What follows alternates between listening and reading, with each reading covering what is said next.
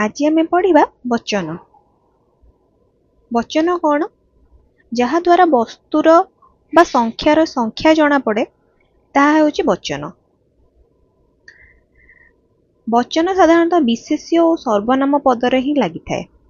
वचन होची दुई प्रकार, एक वचन और बहुवचन। एक वचन कौन? जो विशेष्य बा सर्वनाम पदरु वस्तुर संख्या बा व्यक्तिर संख्या एक बोली जना पड़े ताहा हेउची एक वचन। सेपरि बहुवचन होची जो विशेष्य बा सर्वनाम पदरु वस्तु बा व्यक्तिर संख्या एक रु अधिक बोली जना पड़े ताहा होची बहुवचन। तथा एक वचन है नई, बहुवचन नई गुड़िक। एक वचन कलम, बहुवचन कलम सबू। एक वचन बुझिया साधारणतः से किसी चिन्ह लगी न थाए, जेपरि पर्वत, फूल, बगीचा, पुओ।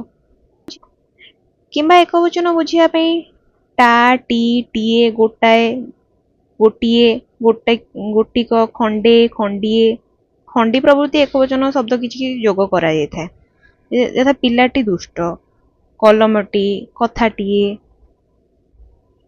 केतेक स्थल परिमाण और सम्मान बुझाइवाई एक वचन रे ए लगी थाए, जेपरि दासे, प्रधाने, पंडिते।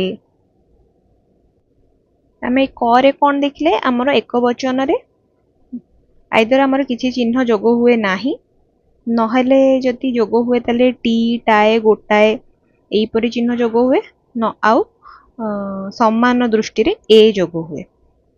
तापरे आमे देखिबा बहुवचन को सूचाइवाई पद सहित ए, माने, मान, गुड़िक, गुड़ाक प्रभृति बहुवचन चिन्ह जोग होता है। एग्जाम्पल पिले, बालके, लोके, छात्र माने।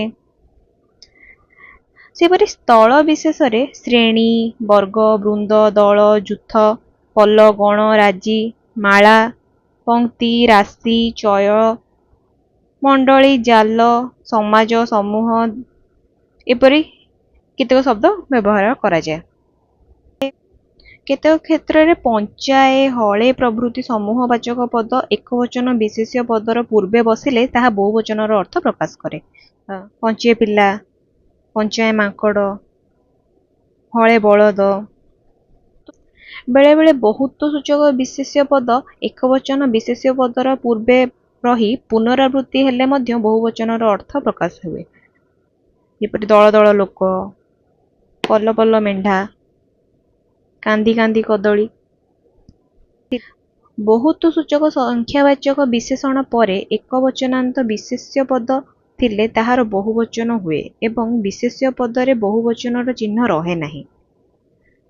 जेपरि सप्तसागर, सतकौरव, पंचु पांडव, अगणित योद्धा। संख्यावाचक बा व्यक्तिवाचक विशेष्य निर्दिष्ट व्यक्ति बा पदार्थ बुझाई थाए, फल एमानंकर बहुवचन हुए नाही। तथा शिव, श्वेतपद्मा, कोणार्क, जमुना, हिमालय। मात्र गोटिए व्यक्तिर नाम बा संख्यारु एकाधिक व्यक्ति बा पदार्थ सूचित हेले ताहा बहुवचन हुए। जेपरि तो भली केतेक भीम को मु देखिछि। आम श्रेणी रे 5 जन देवाशीष पढ़ुचंती। एटारे भीम और देवाशीष एकाधिक नाम को बुझाउथिबारु एहा हेउची बहुवचन।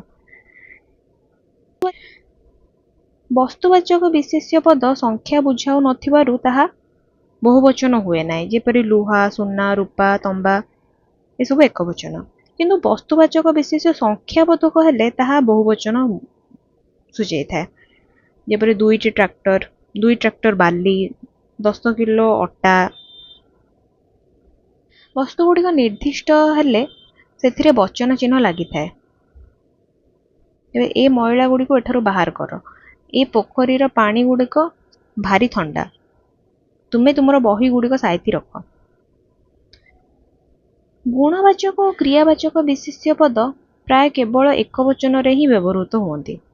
साधुता, परोपकार, भक्ति, दया, रोदन, भोजन।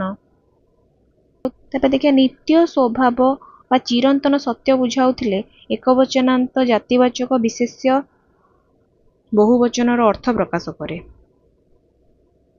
ମାଛ ପାଣିରେ ରହେ, ବାଘ ମଣିଷ ଖାଏ, ମନୁଷ୍ୟ ମରଣଶୀଳ। ଏଠାରେ ଗୋଟେ ମାଛ ବା ଗୋଟେ ବାଘକୁ ବୁଝଉ ନାହିଁ, ଏଇଟା କମ୍ପ୍ଲିଟ ଜାତିକୁ ବୁଝଉଛି।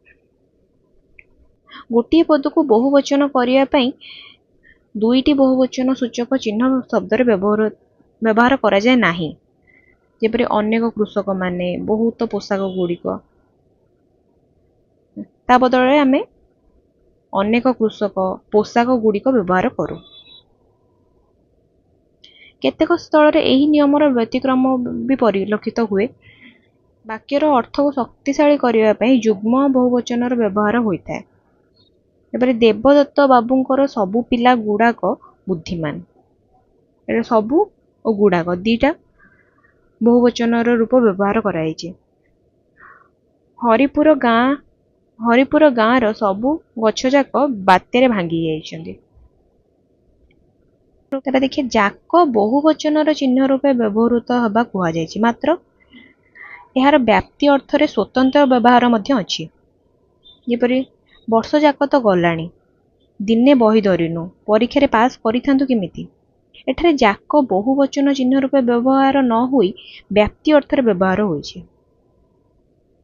କେତେକ ସ୍ଥଳରେ ବିଶେଷ୍ୟ ଓ ବିଶେଷଣ ପଦ ଦ୍ୱିତୀୟ କରାଯିବା ଦ୍ୱାରା ବହୁବଚନର ସୂଚିତ ହୋଇଥାଏ। ଯେପରି ବୋଝ ବୋଝ ଆମ୍ବ, ହାଣ୍ଡି ହାଣ୍ଡି ଦହି, ଟ୍ରକ୍ ଟ୍ରକ୍ ବାଲି, ସୁନ୍ଦର ସୁନ୍ଦର ଗୋଲାପ। ଆତ୍ମସମ୍ମାନ ବୁଝାଇବା ଅର୍ଥରେ ସର୍ବନାମ ମୁଁ ବଦଳରେ ବହୁବଚନ ଆମେ ବ୍ୟବହାର ହୁଏ, ତଥା ଆମେ ଅର୍ଥ ଲୋଭରେ କୁକର୍ମ କରିପାରିବୁ ନାହିଁ, ଅର୍ଥାତ୍ ମୁଁ ଅର୍ଥ ଲୋଭରେ କୁକର୍ମ କରିପାରିବି ନାହିଁ। ଆମ୍ଭେ ତୁମ୍ଭକୁ ଚିହ୍ନିଅଛୁ, ଅର୍ଥାତ୍ ମୁଁ ତୁମକୁ ଚିହ୍ନିଅଛି। ତାପରେ ପଏଣ୍ଟ ଦେଖିବା, ସମ୍ମାନସୂଚକ ଏକବଚନ କ୍ରିୟାର ରୂପ ବହୁବଚନ ସହିତ ସମାନ। ଯଥା ବାପା ଖାଇଲେ, ଅତିଥିମାନେ ଖାଇଲେ। ବାପା ଖାଇଲେ ଏଠି ଏକବଚନ, ଅତିଥିମାନେ ଖାଇଲେ ଏଠି ବହୁବଚନ। ସେ ଉପଦେଶ ଦଉଛନ୍ତି ଏକବଚନ, ସେମାନେ ଉପଦେଶ ଦେଉଛନ୍ତି ଏଟା ବହୁବଚନ। ଏକବଚନାନ୍ତ ଓ ବହୁବଚନାନ୍ତ ବଚନ ଚିହ୍ନ ଏ ମଧ୍ୟରେ ପାର୍ଥକ୍ୟ ଅଛି। ଯେପରି କିଲେ ଚାଉଳ ଦିଅ, ଏଟା ହେଉଛି ଏକବଚନ। ପିଲେ ଗହଳି କରୁଛନ୍ତି, ଏଟା ହେଉଛି ବହୁବଚନ।